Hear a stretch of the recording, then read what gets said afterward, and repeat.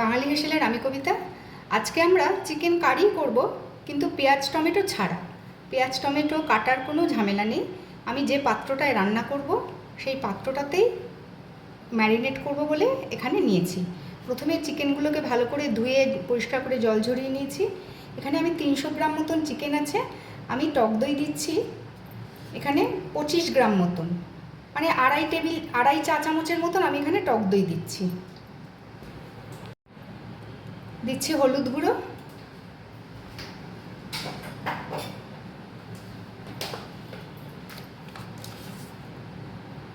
Half চা চামচ জিরে গুঁড়ো, হাফ চা চামচ ধনে গুঁড়ো, অল্প লঙ্কার গুঁড়ো, কারণ আমি এখানে গোলমরিচ দেব, হাফ চা চামচ গোলমরিচ গুঁড়ো, একটু ভালো রঙের জন্যে কাশ্মীরি লঙ্কার গুঁড়ো, স্বাদ মতো নুন, ছোটো চামচের 1 চামচ গরম মশলা গুঁড়ো, 1 চা চামচ মতন সর্ষের তেল, 1 টেবিল চামচ আদা রসুন বাটা, আর দিচ্ছি এখানে আমি 1 চা চামচ ঘি। সব কিছু দিয়ে ভালো করে এবার মেখে মিনিট 15 রেখে দেবো।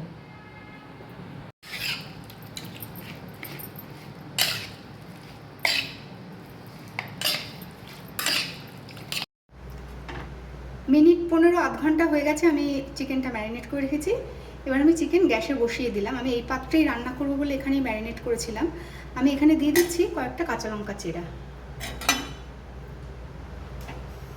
গ্যাসের ফ্লেমটা মিডিয়াম আঁচে রেখে কিছুক্ষণ কষিয়ে নেব। চিকেন ম্যারিনেট করার জন্যে চিকেনের গা থেকে কিন্তু সব মশলা টক দই দেওয়ার পরে সুন্দর জল বেরিয়েছে।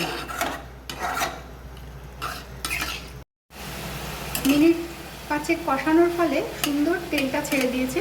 এবার চিকেনটা সিদ্ধ হওয়ার জন্যে আমি অল্প করে জল দিচ্ছি।